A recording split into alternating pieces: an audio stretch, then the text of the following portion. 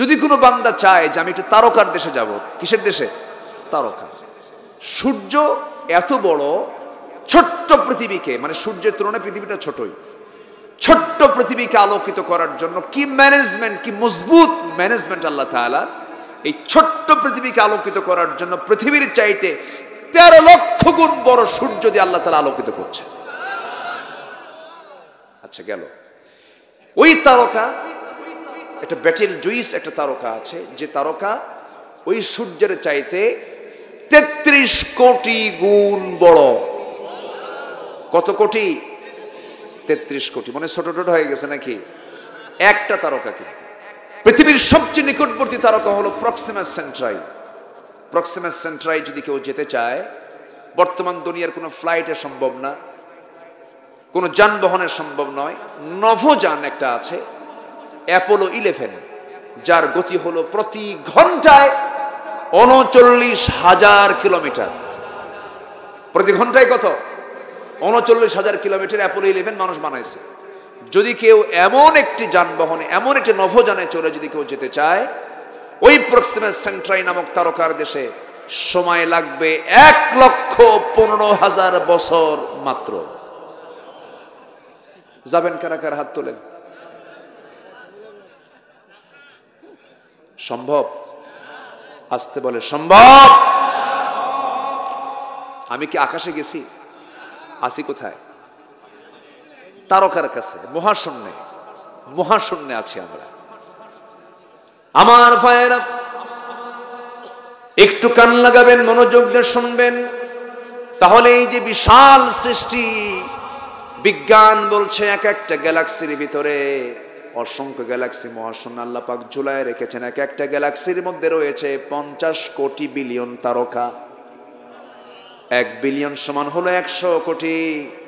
50 billion তারকা মানে কি? কোটি কোটি তারকা আল্লাহ তাআলা এক একটা গ্যালাক্সির মধ্যে রেখেছেন। ব্রেন তো আর খেলবে না ভাই আমাদের। আমরা এত ছোট্ট নগণ্য, এত ছোট্ট একটা মানুষ প্রাণী আমরা, সেই আকাশের একটি ছোট্ট দুনিয়ার ছোট্ট ভূখণ্ডের একটু এরিয়ার কিছু পাওয়ারফুল, একটু ক্ষমতা পাইলে পরে, চেয়ার একটা পাইলে পরেই বুঝাই কি হনুরে। কি ঠিক কিনা কন? কিচ্ছু হই নাই আমরা, কিছুই হতে পারি নাই। ফেরাউন কম ছিল না, নমরুদ কম ছিল না, হামান কম ছিল না, এত দাপট তাদের ছিল। ফেরাউন তো সে নিজেই বলে ফেলেছিল, আনা রব্বুকুমুল আলা, সবচেয়ে বড় রব আমি ফেরাউন। আল্লাহ বলেন, ফেরাউন রে আমি তোকে ধরবো, তবে একদিন ধরবো, সেদিন টের পাবি আমার ধরা কাকে বলে। ধরেন নাই? ফেরাউনকে ধরেন নাই? আমি ফেরাউনকে দেখেছি, কি তার দাপট ছিল। এক সময় মাথায় এক গোছা চুলও আছে, বিশাল পাওয়ার। নিজের ক্ষমতাকে পাকাপোক্ত করার জন্য 40,000 শিশুকে সে এট এ টাইম হত্যা করেছিল। ইউযাব্বিহুনা আবনাআকুম ওয়া ইস্তাহয়ুনা নিসাআকুম, কোরআনের আয়াত। ছেলে সন্তানগুলোকে জবাই করেছে। তার নেতৃত্ব সে হারাতে চায় না। শেষ পর্যন্ত ফেরাউনকে ধরেছেন কে? আসতে বলবেন না কে? ফেরাউন জিতেছেন, আসিয়া জিতেছেন? আসিয়া জিতেছেন। ফেরাউন বলল, আসিয়া শুনলাম তুমি নাকি দিন গ্রহণ করেছ। আসিয়া বললেন, শুনবেন কেন? দেখেন, আশহাদু আল্লা ইলাহা ইল্লাল্লাহ। বুকে কোনো ভয় নাই তো।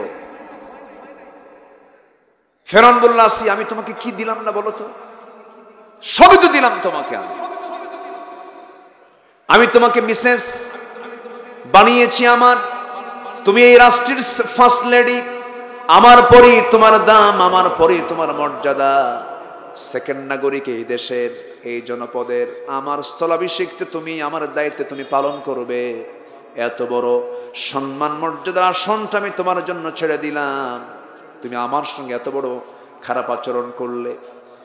তুমি দিনটা ছেড়ে দাও, মুসার দিনকে ছেড়ে দাও, আল্লাহকে ছেড়ে দাও। আসিয়া বলছেন, স্বামী গো আমার, আপনার সঙ্গে আমার সম্পর্ক বড় গভীর। আপনি আমার স্বামী, আমি আপনার স্ত্রী। আমার যৌবন আপনার কাছে, আপনার যৌবন আমার কাছে, সব আমি বুঝতে পারতেছি। কিন্তু আমার স্বামী, এই পৃথিবীর যত ভালোবাসা আছে সকল ভালোবাসার উপরে সবচেয়ে বেশি ভালোবাসাকে প্রাধান্য দিতে হবে। কার মোহাব্বত, কার ভালোবাসা? আল্লাহর ভালোবাসা। আমি সে আল্লাহর প্রতি ঈমান এনেছি, আল্লাহর হুকুমকে আমি মেনে নিয়েছি। ফেরাউন বলছে না না, এই জনপদে কারো আইন চলতে পারবে না। আমি যে জনপদের আমি প্রধান, এই জনপদে আমার হুকুম ছাড়া কোনো হুকুম চলবে না। আনা রব্বুকুমুল আলা, সবচেয়ে বড় আমি আইনদাতা। ফেরাউন কিন্তু এই কথা বলে নাই আমি সবচেয়ে বড় রব, মানে আমি আকাশ বানাইছি, জমিন বানাইছি, সূর্য চালাই, চন্দ্র চালাই না। ফেরাউন বলেছে এই জনপদ আমার, এই জনপদে আমি ফেরাউন, আমার ছাড়া কোনো কারো বিধান চলবে না। আসিয়া আলাইহিস সালাতু ওয়াস সালাম শেষ পর্যন্ত বললেন, স্বামী আমার, আপনি কি করবেন জানি না, তবে চূড়ান্ত সিদ্ধান্ত হলো আমার একটাই সিদ্ধান্ত, কারণ ঈমান এনেছি, ঈমান থেকে আমি এক চুল পরিমাণ নড়ব না। আসিয়া আলাইহিস সালাতু ওয়াস সালামকে শেষ পর্যন্ত ফেরাউন বলল, শোনো, মনে হয় তোমার মরতে হবে, আমি তোমাকে মেরে ফেলবো। আসিয়া আলাইহিস সালাতু ওয়াস সালাম চুপ মেরে মুস্কি একটা হাসি মারলেন। বৈঠক বসে গেল, মন্ত্রী পরিষদ বৈঠকে। হামান বলতেছে, ফেরাউন শোনো, বুকের শত্রু বড় শত্রু, তাকে দুনিয়া থেকে বিদায় করে দিতে হবে। আসিয়া আলাইহিস সালাতু ওয়াস সালাম যখন তার কানে যখন সংবাদ আসলো তাকে করাত দিয়ে চিরে 2 টুকরো করে শহীদ করে দেওয়া হবে, আসিয়া আলাইহিস সালাতু ওয়াস সালামের সামনে ফেরাউন শেষবারের মতো বলে গেল, আসিয়া এখনো সুযোগ আছে, কি করবে বলো। আসিয়া বলছেন, আমার স্বামী, আপনি কি করবেন জানি না, আমার নাকের মধ্যে আমি জান্নাতের ঘ্রাণ পেতেছি। জোরে বলেন সুবহানাল্লাহ। ইসলাম মানতে গেলে পারিবারিক বাধা আছে না নাই? সামাজিক বাধা আছে না নাই?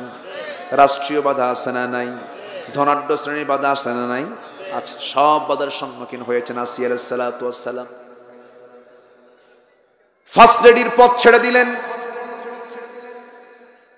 দুনিয়ার সমস্ত নাজ নিয়ামতকে ছেড়ে দিলেন, সকল প্রকার সুখ আরামায়ে সব কিছু, রাজরানীর মর্যাদা ছেড়ে দিলেন। তার সামনে যখন জল্লাদ করাত নিয়ে যখন দাঁড়ায় গেছে, আসিয়া আলাইহিস সালাতু ওয়াস সালাম সূরা তাহরিম পড়বেন, সূরা তাহরিমের মধ্যে আসছে, আসিয়া আলাইহিস সালাতু ওয়াস সালাম সেই সময় একটি সুন্দর দোয়া করেছেন আল্লাহকে লক্ষ্য করে। তার কিতাব ছিল তাওরাত, অথচ আল্লাহ রাব্বুল আলামিন তার দোয়াটাকে কোরআনে কারীমের মতো কিতাবের মধ্যে ঢুকায় দিয়েছেন। আসিয়া আলাইহিস সালাতু ওয়াস সালাম সেই দোয়াটা, যে দোয়াটা তিনি করেছেন, আল্লাহ রাব্বুল আলামিন বলেন, রব্বি বিনিলি ইনদাকা বাইতান ফিল জান্নাতি ওয়া নাজ্জিনি মিন ফিরআউনা ওয়া আমালিহি। আয় আল্লাহ তাআলা, তুমি আমার জন্য বানায়া দাও, ইনদাকা তোমার কাছে, ধরুন আমার পাশে এখানে জয় ভাই বসে আছেন, আরবিতে আমার কাছে, ইন্দি তোমার কাছে, ইনদাকা তোমার কাছে, ইন্দি মানে আমার কাছে। তাহলে আমার ভাই জয় ভাই যে আমার পাশে বসে আছেন, দূরে না কাছে?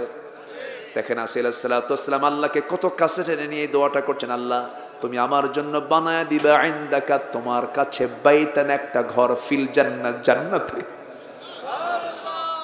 আমরা আল্লাহকে কত দূরে রাখি, আর আসিয়া আল্লাহকে কত কাছে টেনেছেন, একটু ভাবা দরকার।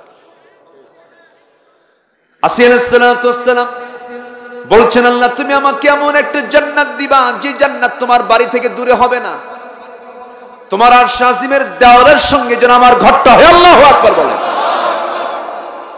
একটা ঘর দিবা, ছোট্ট ঘর, কিন্তু সেই ঘরটা যেন তোমার খুব কাছাকাছি হয়।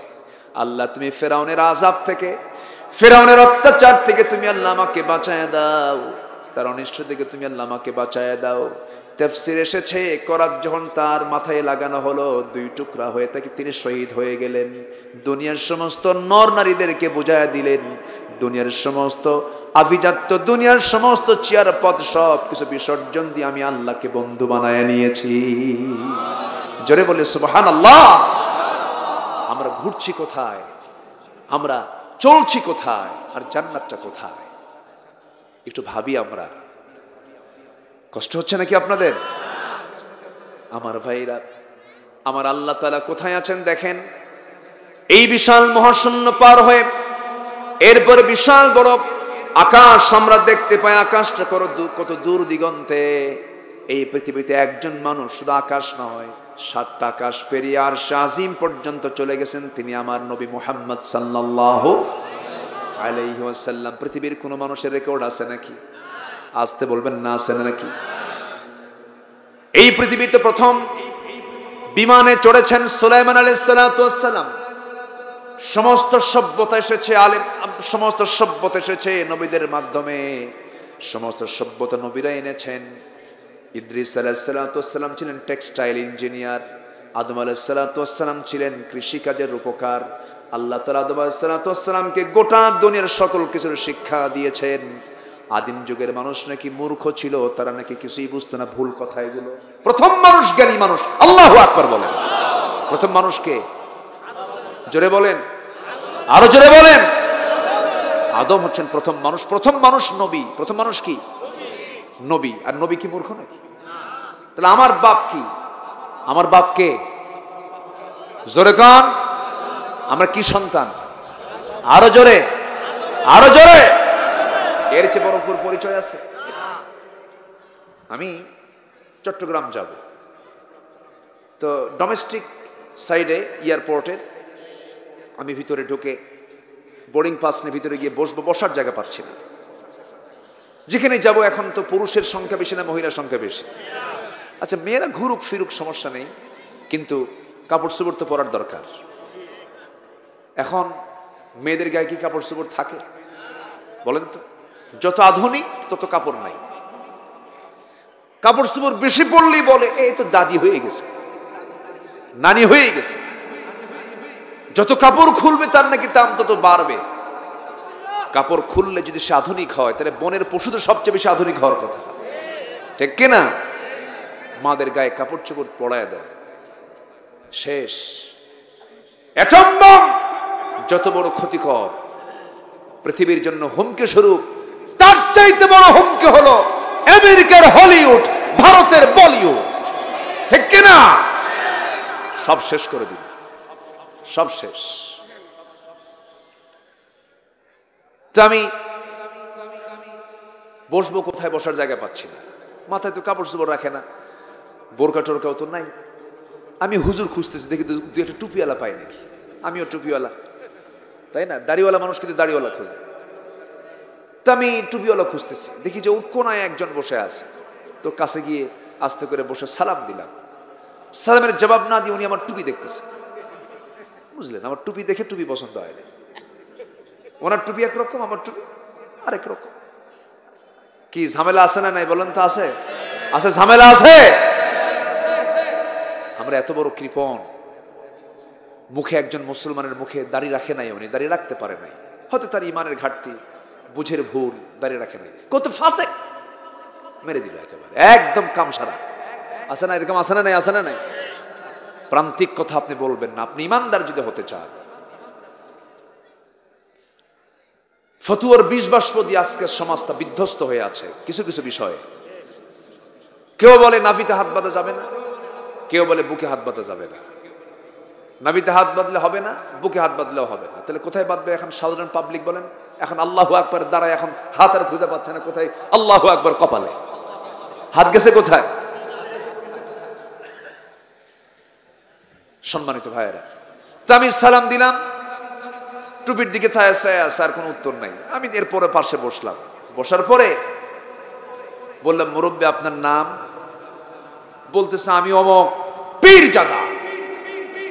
যখন কইছে পীরজাদা, আমি চুপচাপ শুনলাম। আমি পীরকে অবশ্যই ভালোবাসি, হক্কানি যদি পীর হয় কোনো সমস্যা নাই। কিন্তু কিছুক্ষণ পর আমাকে আবার প্রশ্ন, আপনি কে? ধমকের সুর। আমি বললাম আমি হলাম নবীজাদা। কি কথা কি বুঝতেছেন? আমি কি কইছি? নবীজাদা মানে কি? আদম সন্তান, আদম নবী না? আমি তার কি ছেলে, তাহলে কি হয়? নবী জাদা। আর উনি কি? পীরে জাদা। ডিগ্রি কার বেশি? নবী জাদার ডিগ্রি বেশি না? আমার দিকে চেয়ে আসার কোনো কথা নাই। আমার দেশে কত পীর সাহেব, আসল পীররা তো সব মারা গেছেন, এখন সব পীর জাদা, দুই একটা হারাম জাদা নাই? আসতে কয় নবীর ছেলে যদি কাফের হয়, কেনান নবীর ছেলেও তো কাফের ছিল, তাহলে এতগুলো পীরের সন্তান, এত বড় পীর, সব পীর, এর মধ্যে সব পীর যদি দুই একটা হারাম জাদা নাই? আছে না নাই? লাভ কি? পীরের ছেলে হয়ে লাভ নাই, নবীর ছেলে হয়ে তো লাভ নাই। কি করবেন আপনি? নূহ ইসলামের ছেলে হচ্ছে কেনান, লাভ নাই তো। নবীর বাবা ইব্রাহিমের বাবা হলো আজর, লাভ নাই। আমার ভাইয়েরা, নবীর ছেলে হয়ে লাভ নাই, নবীর বাবা হয়েও লাভ নাই, নবীর চাচা হয়েও লাভ নাই, নবীর বংশের হয়েও লাভ নাই। নবীর বংশের মানুষ ছিল আবু লাহাব। কুরাইশ বংশে জন্ম নিয়েছেন আমার নবীজি, কুরাইশ বংশে জন্ম নিয়েছে আবু লাহাব। বংশ দিয়েও কোনো লাভ হবে না, বাবা দিয়ে কোনো কাম হবে না, ছেলে দিয়ে কোনো কাম হবে না, ভাই দিয়ে কোনো কাম হবে না। কাম হবে হলো ঈমান আর আমল নিয়ে। জোরে কোন সুবহানাল্লাহ। ইন্না খালাকনাকুম মিন যাকারিন ওয়া উনসা ওয়া জাআলনাকুম শুউবান ওয়া ক্বাবাইলা লিতাআরাফু ইন্না আকরামাকুম ইনদাল্লাহি আতকাকুম। আল্লাহু আকবার বলেন। আমরা আল্লাহকে ভালোবাসবো, জোরে বলি ইনশাআল্লাহ। আগামী রমজান হবে কি শেখার রমজান বলেন? দায়িত্ব কিন্তু একটা পেয়ে গেছেন, মনে যেন থাকে। আব্দুল আল আমিন আসছিল, এই তাকিদটা তিনি দিয়েছেন আমাদের, এটা অবশ্যই আমরা পূরণ করব। জোরে বলি ইনশাআল্লাহ। নামাজ হবে কয় ওয়াক্ত? আসতে বলবেন না, কয় ওয়াক্ত নামাজ? একা না জামাতে? বুঝে না না বুঝে? জেনে না না জেনে? জেনে বুঝে সময়ে নামাজ পড়তে হবে। এক লোকের বাড়ি মসজিদের সাথে, লোকটা হিন্দু। লোকটা কি হিন্দু? প্রত্যেক দিন মসজিদের সামনে দিয়ে যায়। মসজিদের সামনে দিয়ে যাওয়ার সময় ইমাম সাহেব রুকু থেকে ওঠার সময়, রুকু থেকে যখন ওঠে তখন একটা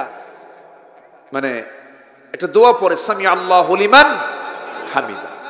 তো রুকু থেকে ওঠার সময় যখন ইমাম বলে ফেলে সামি আল্লাহু লিমান হামিদা, হিন্দু লোকটা প্রত্যেক দিন এটা শোনার সঙ্গে সঙ্গে তার মনে একটা কিউরিওসিটি জাগে, হামিদা হামিদা করে কেন? হামিদা মেয়েটা কার মেয়ে? হিন্দুর চিন্তা এটা। আর প্রশ্ন করবে কাকে? ওই হিন্দু লোকের বাড়ির সাথে আবার এক মুসলমানের বাড়ি। তাকে বলতেছে, ভাই তুমি তো 5 ওয়াক্ত নামাজ পড়ো, তোমাদের ইমাম সাহেবের কি হলো? এক মহিলার নামে শুধু দোয়া করে, আর কি মহিলা নাই? রহিমা আছে, করিমা আছে, খাদিজা আছে, হামিদা হামিদা করে কেন? হামিদা মেয়েটা কার মেয়ে বলো তো? এখন জবাবে এই মুসলমান মুসল্লি বলতেছে, ভাই আমি 25 বছর যাবত বা জামাতের সাথে এই মসজিদে নামাজ পড়ি প্রথম কাতারে, আজ পর্যন্ত আমিও ঠিক মতো জানি না আসলে হামিদা মেয়েটা কার মেয়ে। কথা কি বোঝা গেল? কি কথা কি ক্লিয়ার? তাহলে ওই হিন্দুর চিন্তা আর এই মুসলমানের চিন্তার মধ্যে কোনো তফাৎ আছে?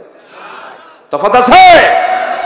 নামাজের মতো নামাজ যদি আজকে পড়তাম, নামাজি কখনো মদ খেতে পারে না, নামাজি কখনো সুদের কারবার করতে পারে না, নামাজি কখনো জেনার কারবারে যেতে পারে না, নামাজি কখনো মদের বোতল নিয়ে বসতে পারে না। রাগ করছেন নাকি আপনারা? কষ্ট পাচ্ছেন? এই সময় কেউ উঠেন না, যদি ওঠেন তাহলে ভাববো ওটাই সুদ খায়। বসেন। আমার ওয়াজের মধ্যে একটু নমনীয়তা কম। কেন জানেন? শক্ত শাসন না হলে তো জান্নাত পাওয়া যাবে না। চোখের পানি ফেললাম, 2-3 ঘন্টা অনেকে ওয়াজ করে, ঠিক আছে করলে, এত সুন্দর ওয়াজ রে বাবা, কান্দা শেষ। বুঝলেন কি? শুনলাম তো, কানলাম, কিন্তু বুঝি নাই কিছু। লাভটা হলো কি? আমরা আজকে কিছু নিয়ে যাব, জোরে বলি ইনশাআল্লাহ। আগামী রমজান হবে কি শেখার রমজান? নামাজ হবে কয় ওয়াক্ত? বুঝে না না বুঝে? জেনে না না জেনে? সময় না অসময়ে? সম্মানিত ভাইয়েরা, সাইয়েদনা আলী রাদিয়াল্লাহু তাআলা আনহুর নামাজটা কি ছিল দেখেন, কি গভীর নামাজ তারা পড়েছেন। সাইয়েদনা আলী যুদ্ধের ময়দানে যুদ্ধ করতে গেছেন, পায়ের মধ্যে তীর ঢুকে গেছে, তীর ঢুকছে, সেই তীরটা কেউ টেনে বের করতে পারে না। সাইয়েদনা আলী কষ্ট পাচ্ছেন খুব, তীরে হাত দিলে তিনি চিৎকার বের উঠতেছেন। রাসূল বললেন, আমার আলী যখন নামাজে দাঁড়াবে সেই সময় তোমরা নামাজের মধ্যে তার পা থেকে তীরটা বের করে নিবা। সাইয়েদনা আলী নামাজে দাঁড়ালেন, পিছন থেকে কয়েকজন সাহাবী সেই তীরটা টানতেছে। তীর যখন টান মারে, সেই তীর টানার সঙ্গে সঙ্গে গোশতগুলো ছিঁড়ে ছিঁড়ে আসতেছে, রক্তগুলো গড়ে গড়ে পড়ে, নামাজ শেষ হয়ে গেল, সেই তীরটা টান মারা হচ্ছে, কিন্তু আলীর মুখ থেকে বিন্দু পরিমাণ কোনো আওয়াজ বের হচ্ছে না। নামাজ শেষ করলেন। নামাজ শেষ করার পরে সাইয়েদনা আলী বলছেন, ও আমার ভাইয়েরা, যে যন্ত্রণার বিদ্ধ সেই তীর নিয়ে আমি নামাজ আদায় করছিলাম, নামাজের পরে তো সেই বিদ্ধ হওয়া তীরটা আমার পায়ে দেখি না। সবাই মিলে যখন তার সামনে দাঁড়ানো, সব সাহাবী বলছে, আলী, নবীর পরামর্শ নিয়ে আমরা তোমার পা থেকে টান মেরে তীরটা বের করে নিয়েছি। নামাজের মধ্যে আমরা টান মেরে তীরটা বের করে নিয়েছি আলী। আলী বলছেন, আল্লাহর কসম করে বলি, তোমরা নামাজের মধ্যে আমার পা থেকে কখন তীরটা টান মেরে বের করে নিয়েছো, আমি আলী বিন্দু পরিমাণ কোনো টের পাই নাই। যেরকম সুবহানাল্লাহ। আবার নামাজের মধ্যে দুনিয়ার কথা মাঝে মাঝে মনে হয়, হয় না? আসতে কয় হয় কি না? আমারও হয়, আপনারও হয়। কিন্তু নামাজের মধ্যে মনে হতে পারে, কিন্তু মনটাকে আবার ঘুরে নামাজের মধ্যে নিয়ে আসতে হবে। আবার ঘুরে কি নিয়ে আসতে হবে। এই আলী আবার তিনি বসে আছেন, এক লোক এসে বলছে, এক বেদুইন এসে বলতেছে, আলী, নামাজের মধ্যে মাঝে মাঝে দুনিয়ার কথা মনে হয়, নামাজ কি আমার কবুল হবে? সাইয়েদনা আলী শক্ত ফতোয়া দিলেন, হবে না নামাজ, যাও। সাহাবী তো হতাশ চিত্তে চলে গেছেন। আমার নবীজি কিছুক্ষণ পরে এসে বলছেন, আলী, তোমার কাছে কেউ আসছিল? হ্যাঁ। কি বলেছো তুমি? হুজুর, আমি বলে দিয়েছি নামাজের মধ্যে দুনিয়ার কথা মনে হলে নামাজ কবুল হবে না। কি তাই? হ্যাঁ। আলী, তুমি এই মুহূর্তে ওযু বানাও, ওযু বানাইয়া 2 রাকাত নফল নামাজ পড়ো। নফল নামাজ শেষান্ত আমি তোমাকে আমার পক্ষ থেকে সুন্দর একটা চাদর উপহার দেব। সাইয়েদনা আলীর আনন্দ দেখে, কে রাসূল আমাকে চাদর দিবেন, খুব খুশি। ওযু বানালেন, নামাজে দাঁড়ায়া প্রথম কাতারে খুব মনোযোগ, প্রথম রাকাতে খুব মনোযোগ, দ্বিতীয় রাকাতে সূরা ফাতিহা পড়তে নিয়ে নামাজের মধ্যে হঠাৎ করে মনে হয়ে গেল রাসূল জামাকে চাদরখানা দিতে চাইলেন, সেই চাদরখানা মা হাফসার ঘরের চাদর না, মা আয়েশার ঘরের চাদর। কি কথা কি বুঝতেছেন? নামাজ শেষ করে ফেললেন, সালাম ফিরছেন আলী, আসসালামু আলাইকুম ওয়া রাহমাতুল্লাহ, আসসালামু আলাইকুম ওয়া রাহমাতুল্লাহ। সালাম ফেরার পরে আমার নবীজির চোখের সাথে আলীর চোখ পড়ে গেল। চোখে চোখে যখন চোখ লেগে গেল, আমার নবীজি মুস্কি মুস্কি হাসেন, আলীও মুস্কি মুস্কি হাসেন। রাসূল বলেন, আলী, নামাজ শেষ করে মুস্কি মুস্কি হাসি কেন? হুজুর, আপনি যে কারণে আমিও সেই কারণে। কি কথা বলছেন না? রাসূল বলেন, সাহাবী, তুমি যে ফতোয়া দিলা নামাজ হবে না, তোমার নামাজ তো চলে গেছে। নামাজ হয়ে যাবে, যদি কোনো ভুল হয়ে যায়, নামাজের মধ্যে যদি কোনো ওয়াজিব কাজ বাদ পড়ে যায়, শেষ বৈঠকে বসে তাশাহুদ পড়ে ডান দিকে সালাম ফিরে 2টা পেনাল্টি মেরে দেব, 2টা সওসেজদা মেরে দেব। আল্লাহ আমাদের ভুলটাকে শুদ্ধ বানায়া সেই নামাজ কবুল করে নেবেন। নামাজ 5 ওয়াক্ত পড়বো কারা কারা? জোরে বলি, ইয়া আল্লাহ, ইয়া আল্লাহ। আমাদেরকে 5 ওয়াক্ত সালাত আদায় করার তৌফিক তুমি আল্লাহ দিয়া দাও। জোরে বলি আমিন, আরো জোরে আমিন। কষ্ট পেলেন? বাচ্চাদেরকে কোথায় নিয়ে যাব? আসতে বলে। কোথায়? 3 বছর বয়স হয়ে গেছে, 3, 4, কোনো কথা নাই। কথা বলা শিখেছে, চলা শিখেছে, হাঁটা শিখেছে, পেশাব পায়খানা বন্ধ, সে পেশাব পায়খানার কথা বলতে পারে, এই শিশুকে মসজিদে নিয়ে যাবেন। কিন্তু আমার দেশের একটা জাতীয় সমস্যা, কিছু বুড়া আছে খুব ডিস্টার্ব করে, আছে না? আছে না নাই বলেন? কিছু বুড়া চাচা আছে, দেখবেন মসজিদের সামনে লাঠি নিয়ে বসে। আমি যখন ছোট ছিলাম, আমি নিজেই বলছি, এক চাচা ছিল এরকম, আমি মসজিদে ঢুকি, খেলে লাঠি দেখা। তা আমি পরের রক্ত আমি একখান হাতে লাঠি নিলাম, ওদিক থেকে চাচা দেখে, দিক থেকে আমি দেখাই। বাচ্চারা যা শিখা, বাচ্চাদেরকে যা শেখানো হবে তাই শিখবে তারা।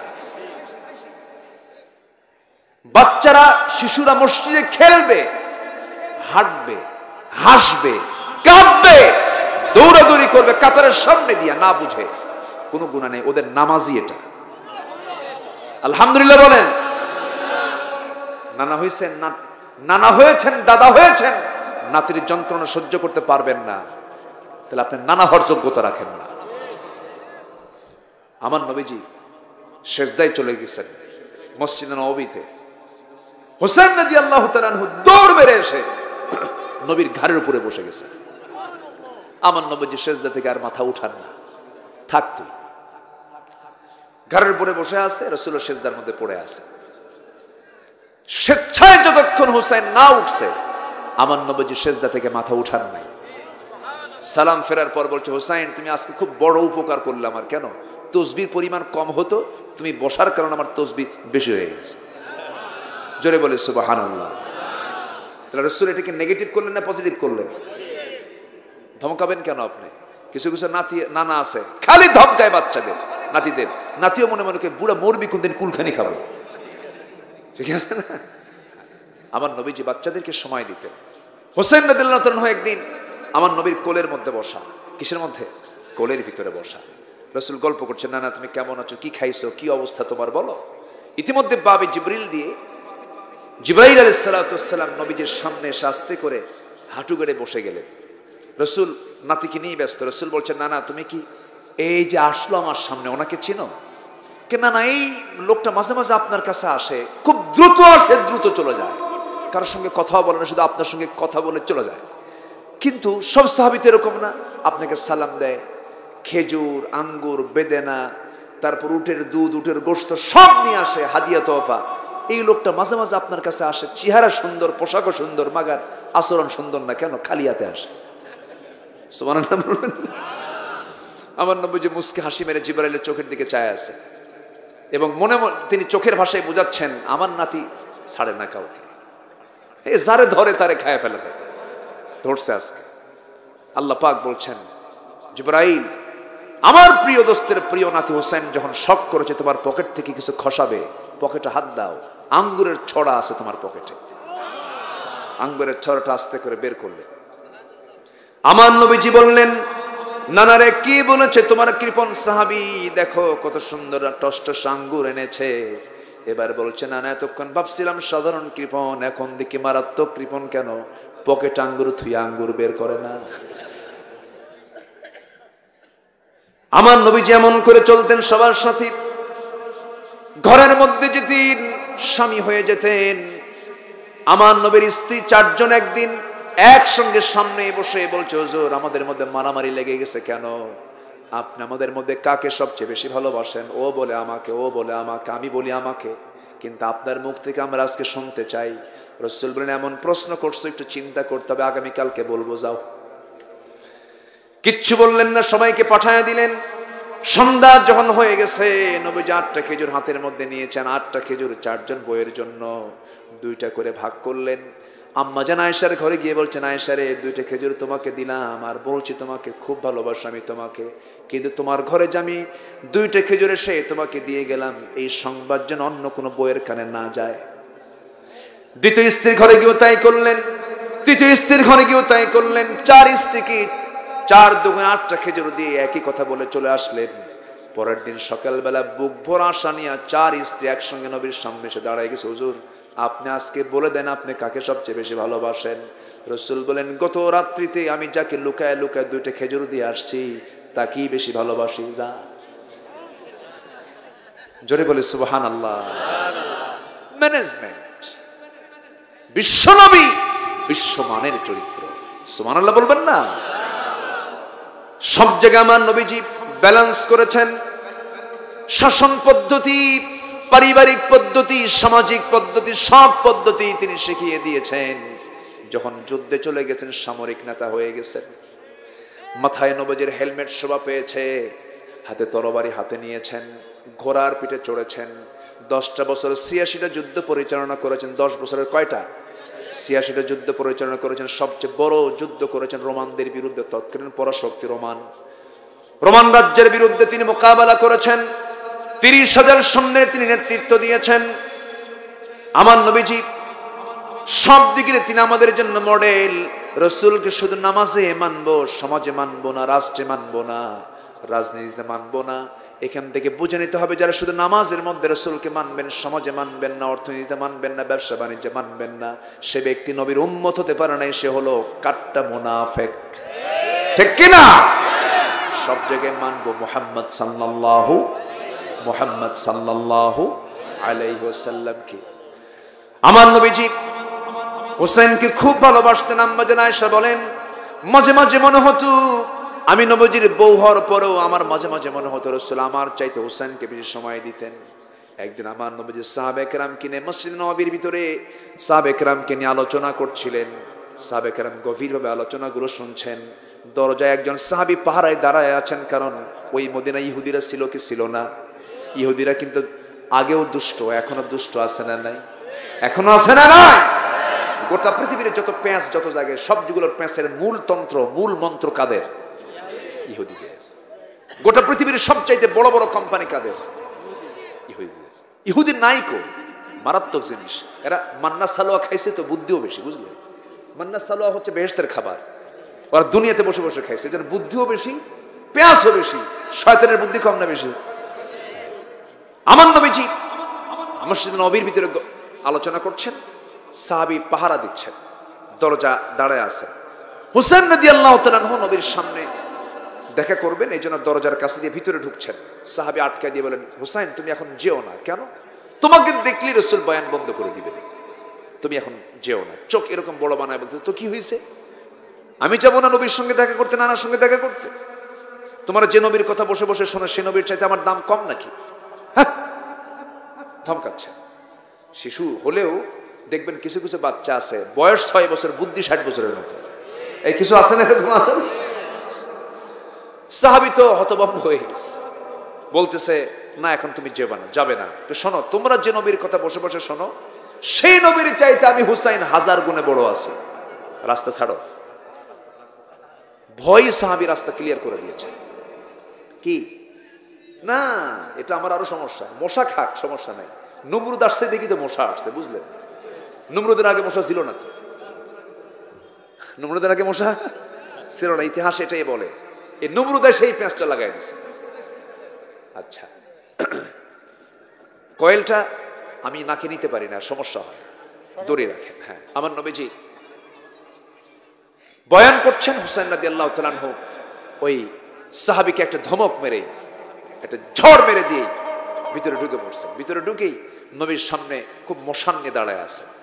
রাসূল বলছেন, না না, ব্যাপার কি, তোমার মুখে হাসি নাই কেন?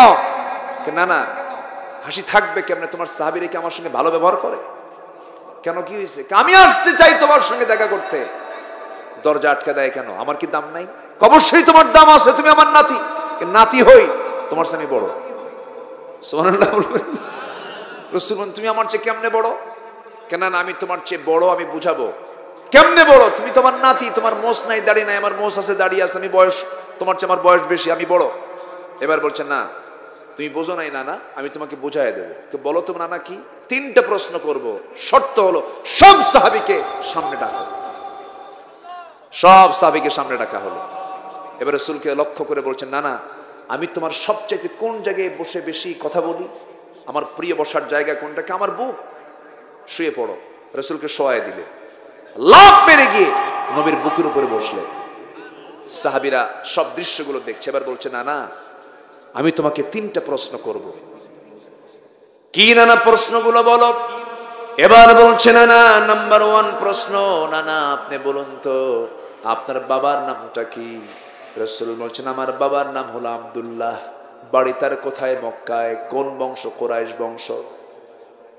ও নানা, তোমার বাবার পরিচয় শেষ হয়ে গেছে। আমার বাবার পরিচয়টা হলো, আমার বাবাও কুরাইশ বংশ, আমার বাবার বাড়িও মক্কায়। কিন্তু এতটুকুই তার পরিচয় শেষ নয়। তার আরেকটা পরিচয় হলো, দুনিয়ার সমস্ত কাফির বেঈমানদের জন্য আল্লাহ তাআলা যাকে আসাদ করে পাঠিয়েছেন, আমার গর্বিত পিতা আলী, আমার পিতা আলীকে এক পাল্লায় দাও। নানা তোমার আব্বা আব্দুল্লাহকে এক পাল্লায় দাও। আল্লাহর কসম আমার বাবার ওজনটাই বেশি ভারী হয়ে যাবে। নবীজি মুস্কি মুস্কি হাসি মেরে হুসাইনকে কোলের মধ্যে নিয়ে বলছে, নানা আর কি প্রশ্ন করবি বল। এবার বলছে, নানা বলো তো তোমার মার নামটা কি? কামেনা। বাড়ি তার কোথায়? মদিনায়। এতটুকুই তার পরিচয় শেষ। নানা আমার নানার পরিচয়টা কি তুমি কি জানো? ও নানা, আমার মার পরিচয়টা হলো, আমার মা হলেন জান্নাতের সমস্ত মহিলাদের সর্দারিনী, খাতুনে জান্নাত মা ফাতিমা। আমার মা ফাতিমাকে এক পাল্লায় দাও, তোমার মা আমিনাকে এক পাল্লায় দাও। আল্লাহর কসম করি বলি না, আমার মা ফাতিমার ওজনটাই বেশি ভারী হয়ে যাবে। আমার নবীজি নাতির এই বিজ্ঞচিত কথাগুলো শোনে আমার নবীজি একদিকে হাসেন, আরেকদিকে তার চোখ দিয়ে টপ টপ করে পানি পড়ে, আর বলেন নানা রে আর কি প্রশ্ন করবি বল। এবার বলছে নানা তুমি বলো তো তোমার নানার নামটা কি? তোমার নানাকে? রাসূল বলছেন আমার নানা হলো ওহাব জোহরি, বাড়ি তার কোথায়? মক্কায়। তার বাড়িটা কোথায়? মদিনায়। কি করতেন তিনি? একজন ব্যবসায়ী ছিলেন, ব্যবসা করতেন। তোমার নানার নাম ওহাব জোহরি, বাড়ি হলো মদিনায়, একজন ব্যবসায়ী ছিলেন। কিন্তু ও নানা তোমার নানার পরিচয় আর কিছুই দিতে পারবে না, এতটুকুই তার শেষ। কিন্তু তুমি তো নিঃসন্দেহে জানো আমার নানার পরিচয়টা কি? আমার নানাটা কি? আমার নবীজির বুকে হাত দিয়ে থাপড়ায়া থাপড়ায়া হোসেন বলছেন ও নানা, আমার নানা হলেন যে আল্লাহ তাআলা নিজের পরিচয় দিতে নিয়ে বলেছেন রব্বুল আলামিন, আর সে আল্লাহ আমার নানার পরিচয় দিয়েছেন রাহমাতুল লিল আলামিন, সর্বকালের সর্বযুগের সর্বশ্রেষ্ঠ মহামানব রাসূল আকরাম নবী মুকাররম মুরু ভাস্কর মুরু দুলাল জনাবে মুহাম্মদুর রাসূলুল্লাহ সাল্লাল্লাহু আলাইহি সাল্লাম আমার নানাকে এক পাল্লায় দাও, তোমার নানাকে এক পাল্লায় দাও। নানা তুমি বলো কোন নানা আমার বড়? আমার নানাই বড়। আমার নবী হোসেনকে কোলের মধ্যে জড়িয়ে ধরে বলছেন নানা আজকে আমি নবী হওয়ার পরও যুক্তির দিক থেকে আমি তোর কাছে হেরে গেলাম। জোরে কোন সুবহানাল্লাহ, আরো জোরে বলে সুবহানাল্লাহ। নবীজির এই ইতিহাসগুলো বাচ্চাদের হৃদয়ে দেওয়ার দরকার আছে না নাই? মোবাইল না দিয়ে আমার মা যারা মাহফিলগুলো শুনছেন, আজকের মাহফিলে বহু মা এসেছেন, আমি শুনেছি মাদেরকে বলবো মা বাচ্চাদের হাতে শিশুর হাতে মোবাইল দিয়ে চোখটা নষ্ট করায় দিবেন না। 3 বছর বয়স 4 বছর বয়স গেমস দেখায় আর খাওয়ায়, গেমস দেখায় আর খাওয়ায় না, এগুলো করবেন না। মোবাইলটা মারাত্মক। যে মোবাইল চালায় সে চালাতে পারবে, কিন্তু যাকে মোবাইল চালায় সে চালাতে পারবে না। আমার কথা কি বুঝতেছেন আপনারা? যে মোবাইল চালায় সে চালাতে পারবে, আর যাকে মোবাইল চালায় সে চালাতে পারবে না। এটা খুব জটিল একটা কথা, মাথায় রাখবেন। শেষ করে দিচ্ছে। কত প্রবাসীর বউ যে চলে গেছে। আমি কি ভুল বলছি? দূরত্ব যতই হোক কাছে থাকুক, এই হচ্ছে মোবাইল। কার ইনবক্সে কে ঢোকে কোনো হিসাব নাই। মাহফিল ছিল আমার চুয়াডাঙ্গা মাহফিল, আমি এশার নামাজের পর খাইতে বসছি।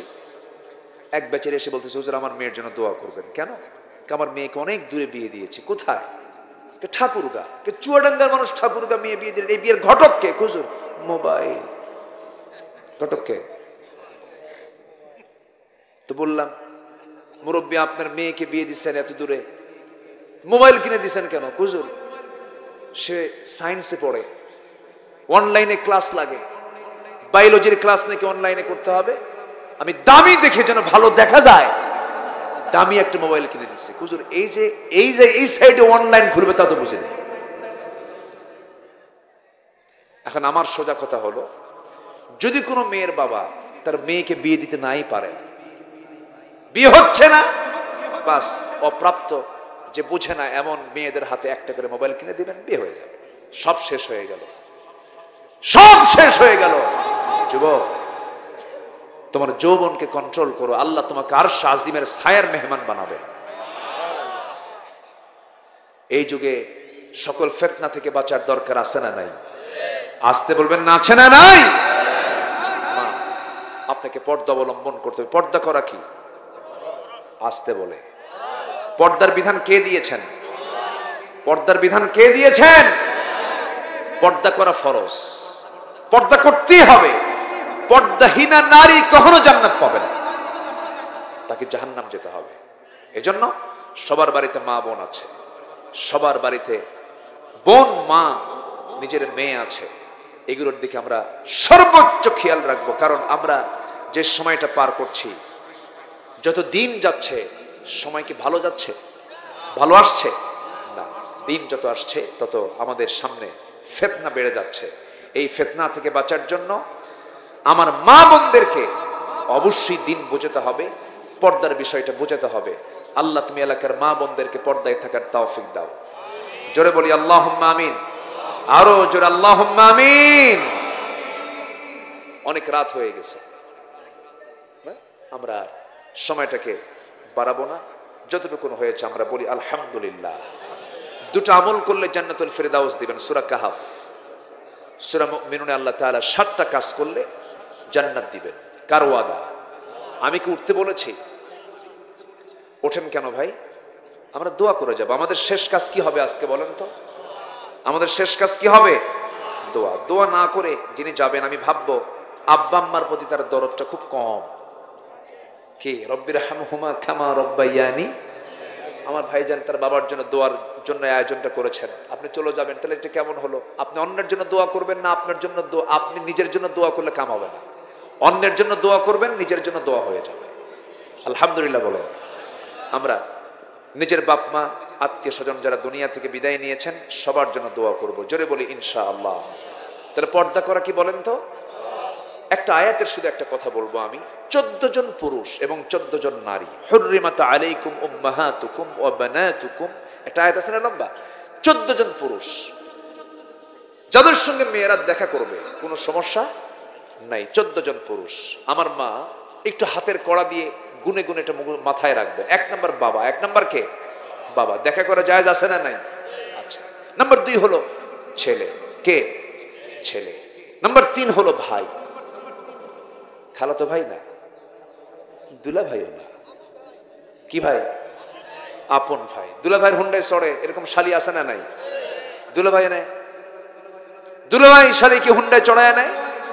দুলা ভাই শালি মনে করে যে দুলা ভাই মানুষ বলছে না করি কেমনে, কিন্তু গায়ের সঙ্গে গা লাগবে এটা কেমন হয়? একটু দূরেই বসে, মাঝখানে গ্যাপ রাখে। সামনে দুলা ভাই যে এমন ব্রেক মারে, গ্যাপ পুরো। এগুলো কোনো সুযোগ দেওয়া যাবে? বেড়া ক্ষেত খায়। বেড়া কি খায়? ক্ষেত খায়। এই কথা কি এলাকায় আছে নাকি? আছে। এটা মাথায় রাখবেন। দূরের মানুষের চাইতে কাছের মানুষের দ্বারা ক্ষতির সম্ভাবনা কম না বেশি? বেশি। খালাতো ভাই, মামাতো ভাই, চাচাতো ভাই।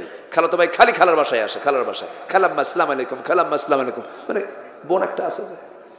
কি আমার কথা কি বুঝতেছেন নাকি? এই জন্য খালাদের সতর্ক থাকার দরকার আছে না নাই? যুবকরা রাগ করতেছো নাকি তোমরা? হুজুর এগুলো কি কোন আমাদের? আচ্ছা। নাম্বার 4 হলো নানা। আমার মা মনে রাখবেন, নাম্বার 1 হলো বাবা, নাম্বার 2 হলো ছেলে, নাম্বার 3 হলো ভাই, নাম্বার 4 হলো নানা, নাম্বার 5 হলো দুদু ভাই, নাম্বার 6 হলো মামা, নাম্বার 7 হলো ভাতিজা, নাম্বার 8 হলো ভাগিনা, নাম্বার 9 হলো চাচা, আপন চাচা, নাম্বার 10 হলো দাদা, নাম্বার 11 হলো শ্বশুর, নাম্বার 12 হলো সৎ ছেলে, নাম্বার 13 হলো দুধ ছেলে, নাম্বার 14 হলো মেয়ের জামাই। এই 14 জন পুরুষের সঙ্গে একজন নারী দেখা করবেন, তবে মাথায় কাপড় রাখার দরকার আছে না নাই? বুকে ওড়না দেওয়ার দরকার আছে না নাই? আমার সমাজ, আমাদের সমাজে কিছু প্রগতির নাম করে কিছু বাবা আছে, তার ষোড়শী মেয়েটাকে নগ্ন করে, অর্ধলগ্ন করে, চুল ছেড়ে দিয়া, বুকের কাপড় ছেড়ে দিয়া, খুলে ফেলে দিয়া, মা বাবা হয়ে মেয়েটাকে মঞ্চে তুলায় দিয়া বলে, মা তুমি নাচো। মেয়েটা নাচে। সেই নাচের দৃশ্যে বাবাও হাতের তালি মারে, জনগণ হাতের তালি মারে। এই সমস্ত অসভ্য বাপদের দাঁত 32টা থাপ্পড় মেরে ভাঙা দরকার। ঠিক কিনা? এই জাতীয় রোগ সমাজে কিছু আছে না নাই? আমার ভাইয়েরা, পুরুষের জন্য পর্দা দরকার। 14 জন নারীর সঙ্গে দেখা করতে পারবেন। এছাড়া পৃথিবীর কোন পুরুষের সঙ্গে আপনি, কোন নারীর সঙ্গে আপনি দেখা করতে গেলে পর্দা রক্ষা করার দরকার আছে না নাই? আছে। পুরুষদের জন্য হলো মা, কিন্তু মার ঘরে ঢুকতে গেলে অনুমতির দরকার আছে না নাই? আছে। অনুমতি নিতে হবে। নাম্বার 2 হলো মেয়ে, নাম্বার 3 হলো নিজের বোন, নাম্বার 4 হলো নানি, নাম্বার 5 হলো দুধমা, নাম্বার 6 হলো নিজের আপন খালা, নাম্বার 7 হলো ভাতিজি, নাম্বার 9 হলো ভাগিনী। ভাতিজি হচ্ছে কি?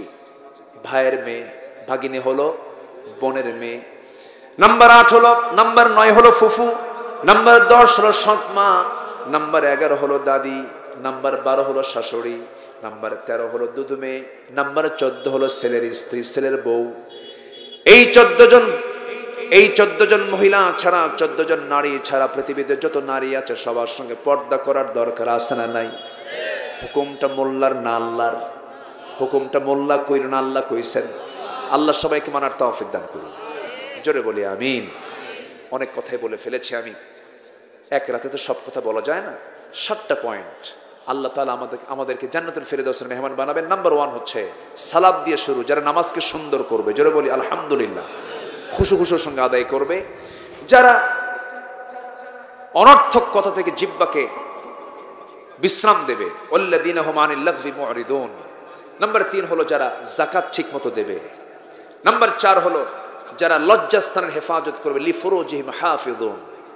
নাম্বার 5 হলো ওয়াল্লাযীনা হুম লিআমানাতিহিম ওয়া'দিহিম রাউন, আমানত ঠিক রাখবে, ওয়াদা ঠিক রাখবে।